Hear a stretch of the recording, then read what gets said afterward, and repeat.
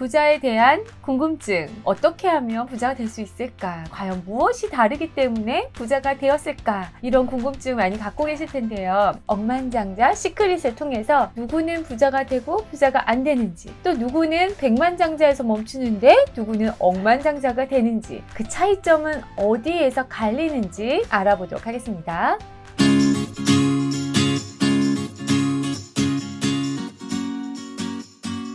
안녕하세요. 수사장 소피아입니다. 네, 2020년 새해를 맞이하여서 새해 시리즈 새해 우리가 이런 마음을 갖고 한 해를 시작하면 좋을 만한 그런 이야기 컨텐츠들을 만들고 있습니다. 네, 오늘은 굉장히 도움이 될 만한 책을 한 권 갖고 왔는데요. 억만장자 시크릿이라고 합니다.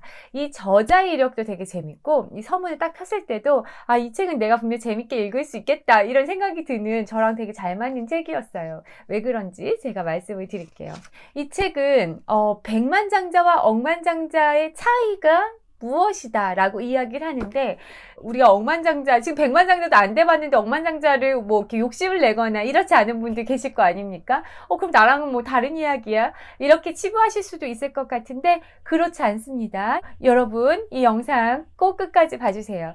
백만장자와 억만장자의 시각의 차이요, 그들을 가르는 어떤 그 다른 점을 우리가 배움으로 해서 훨씬 우리가 원하는 꿈에 가볍게 다다를 수 있는 그런 팁들을 얻으실 수 있을 겁니다. 왜냐하면 제가 정말 그렇게 팁을 얻었거든요. 좋아요 누르고 끝까지 시청해 주시기 바랍니다. 자, 이 저자는요, 우선 굉장히 재밌어요. 라팔 베지아그라는 사람이라고 합니다. 평범한 사람이었어요, 제 생각에. 근데 성공을 하고 싶어서 막 동기부여, 자기개발 이런 컨퍼런스나 강연을 많이 다녔다고 해요. 그런 곳에 가면 뭐 우리 안에 뭐 백만장자가 될 수 있는 힘이 있어, 나는 백만장자야, 뭐 이런 식으로 그런 컨퍼런스에서 배우고 에너지를 얻고 많이 노력을 했다고 해요.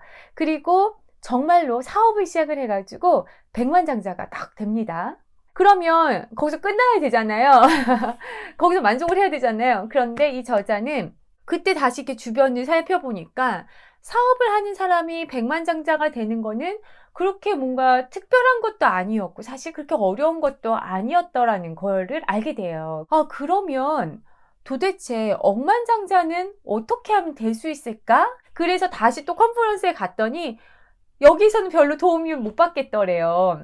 그래서 이번에는 억만장자는 어떻게 하면 될 수 있을까?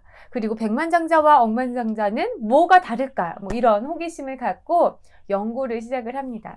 이 책 처음을 이렇게 피면 나폴레온 힐의 그 책에서 굉장히 영감을 많이 받았고 동기부여나 방법들을 많이 받은 것이 적혀져 있는데요. 나폴레온 힐이 수많은 부자들을, 성공한 사람들의 인터뷰를 하면서 그들의 비법을 발견을 했듯이 이 사람도 억만장자들을 만나면서 인터뷰하고 조사를 해서 백만장자와 억만장자의 다른 점, 그리고 억만장자들이 갖고 있는 그들만의 비밀이 무엇인지 파헤쳤습니다.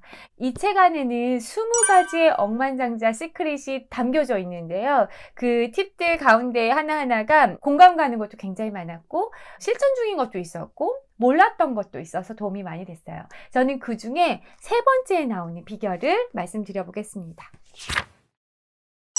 그것은 꿀 수 있는 가장 큰 꿈을 꿔라 입니다. 결국에는 억만장자와 백만장자의 차이를 봤더니 실력이 아니라요, 그 둘이 뭔가 부지런함 이런 노력이 아니라요, 결국에는 누가 크게 생각을 해서 꿈을 크게 꿀 수 있느냐더라는 겁니다. 제가 요 전에 계속 영상 찍었던 것과 굉장히 중복되는 이야기죠. 그래서 큰 꿈을 꾸는데 나를 믿고 그것을 해낼 수 있다고 스스로 믿는 것, 그것이 굉장히 관건이었다라고 얘기를 하는데요. 여기서도 가장 큰 장애물은 바로 내 안에 있는 나의 내면에 있다라고 말을 해요. 누구는 되고 누구는 안 되는 게 저는 정말 자기를 믿는 것, 될 거라고 믿는 그런 것에 차이가 있다는 것을 알게 되었거든요. 네, 그 부분이 되게 강조가 되어 있었고, 여기에 나온 좀 되게 흥미로운 스토리가 있는데 이거를 들으시고 구독자님들은 과연 어떤 생각을 하실지도 좀 궁금합니다. 한번 들어보세요. 어떤 사람이 취업을 하려고 회사에 지원서를 냈는데 거절을 당했다고 해요. 그래서 이 A라는 회사에는 거절당했습니다. 그래서 다시 이제 B 회사를 들어가게 돼요. B 회사는 보수도 괜찮고 그리고 복지도 괜찮았던 그런 회사라고 합니다. 그래서 B에 들어가는데 삼촌이, 그러니까 지인이 이런 말을 해줍니다. 너 B에 가면 일이 너무 쉽고 보수가 좋아서 나오지 못할 거야. 이런 이야기를 했다고 합니다.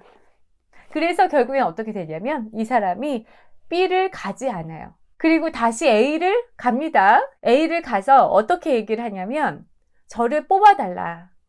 그 대신 보수가 없어도 좋으니까 나를 일할 수 있게 해달라고 제안을 다시 합니다. 그럼 이 회사 입장에서는 뭐 보수도 안 받고 일을 하겠다니까 수락을 해서 결국 이 회사에 들어가게 되었고 월급은 삼촌한테 좀 받았다고 해요.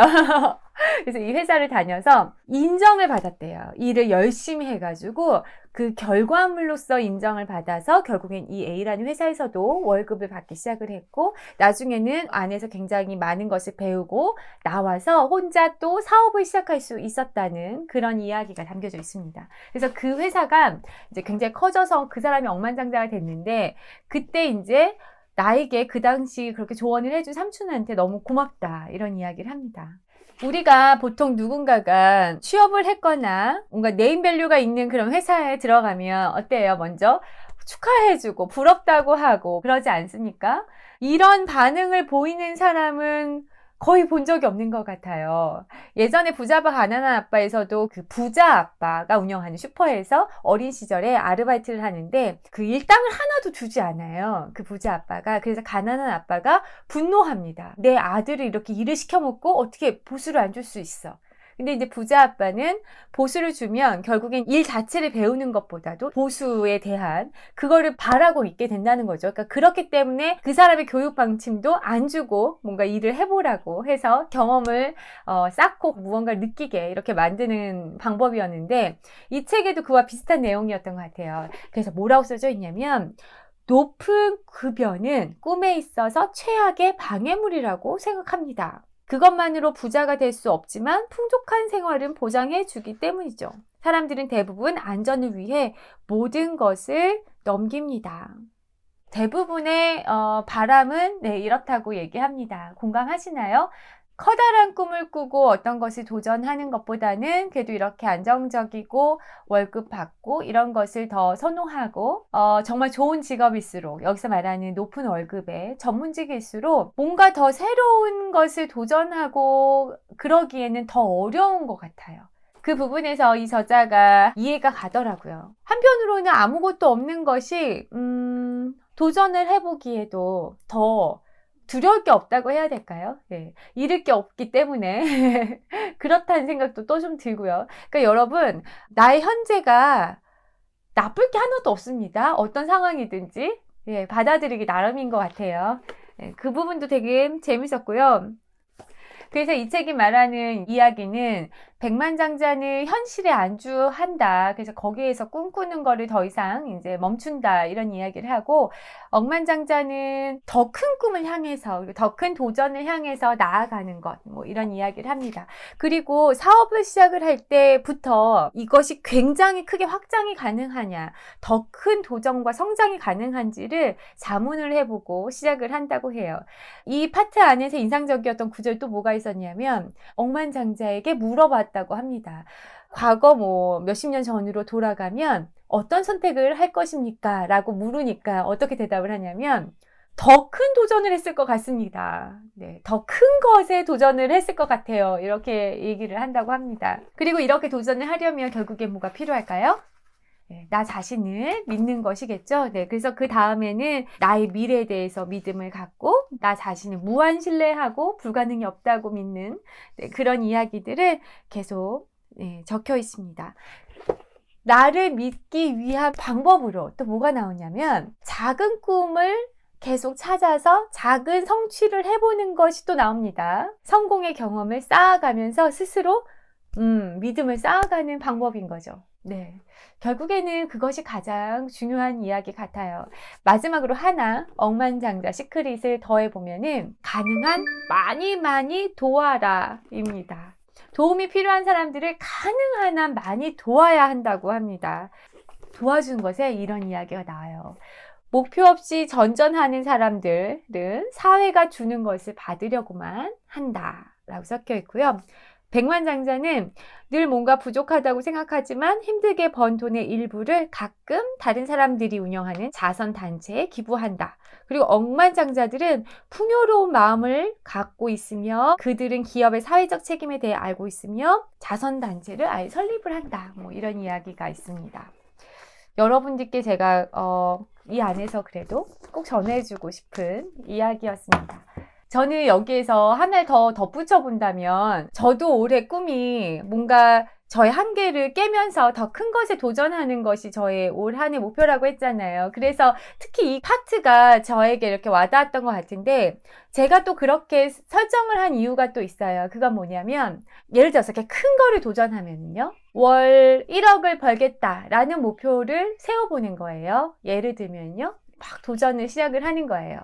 그런데 뭔가 잘 안 됐어. 그래서 만약 제가 월 6천에서 멈췄다 한다면 어때요? 근데 만약 제가 그 월 도전 목표를 낮게 설정을 했다고 해요. 그렇게 했을 때 이것을 이룰 확률은 높지만 이렇게 하면 좀 뭔가 단계가 더 느린 느낌이 좀 들어요. 그래서 아예 큰 목표를 설정을 해서 도전을 해보면 그것을 이루지 못해서 중간에 머물더라도 오히려 하나하나 간 것보다도 더 빠르게 이미 도착해 있더라. 이런 거를 또 좀 느꼈어요. 그래서 저는 개인적으로 큰 꿈을 꿔야 되는구나. 네, 이것을 좀 경험적으로 마음 깊이 이렇게 갖고 있는 생각이기도 합니다. 네, 제 이야기도 좀 도움이 되셨을까요? 여러분, 우리가 모두 억만장자가 될 수는 없다고 생각을 해요. 다 되어야 된다고도 생각하지 않습니다, 저는. 하지만 이 책에서 말하는 억만장자와 백만장자의 팁에서 저는 무엇을 느꼈냐면 이왕이면 한정된 시간이고 같은 어떻게 보면 인프라죠. 저 개인은 별로 변할 게 없으니까요. 그런 어떤 도구를 활용해서 갔을 때 억만장자와 백만장자의 그 사고만 약간 다른데 그것을 억만장자의 사고를 취할 수만 있다면 똑같은 걸 투입을 해도 성과가 크게 달라진다라고 생각을 해요. 그래서 이 책이 도움이 될 것이라고 생각을 하고 저 역시도 그런 부분에서 많은 도움이 되었습니다. 네, 이 책 새해를 시작할 때 분명히 여러분들 마음에 박힐 만한 그런 꿀팁이 있을 거라고 생각해요. 네, 꼭 보셨으면 좋겠고 마지막에는 또 재밌는 게 있어요. 부록에 자수성가 억만장자 명단이 있습니다. 명단만 있는 게 아니라 이 사람이 무엇으로 돈을 벌었고 꿈이 무엇이고 성공이란 이런 걸 정의 내린 것 이런 게 있어요. 이 중에 우리나라에서는 카카오 설립자 김범수 의장에 대한 이야기가 나오는데 이 사람이 말하는 성공이란 내가 태어났을 때보다 세상을 더 좋은 곳으로 만들고 적어도 한 사람을 행복하게 하는 것. 이게 이 김범수 의장의 성공이라고 하네요. 저는 그 막 성공이나 행복의 정의 같은 걸 이렇게 갖고 있고 이런 걸 좋아한다고 했잖아요. 굉장히 인상 깊었고 다른 사람들에게도 사업은 무엇입니까? 당신의 성공은 무엇입니까? 이런 질문들이 한 줄씩 적혀 있는 게 되게 재밌게 보았어요. 여러분도 보시기 바랍니다. 자, 여러분, 올해는 정말 자신을 믿고 더 크게 꿈을 꾸시고 더 크게 성공하는 그런 한 해가 진짜 되시길 바라겠습니다. 저도 우리 함께 이뤄가요. 네, 이 영상 좋으셨다면 좋아요, 구독, 알람 다 눌러주시고요. 저는 또 다음 영상으로 찾아올게요. 여러분, 안녕!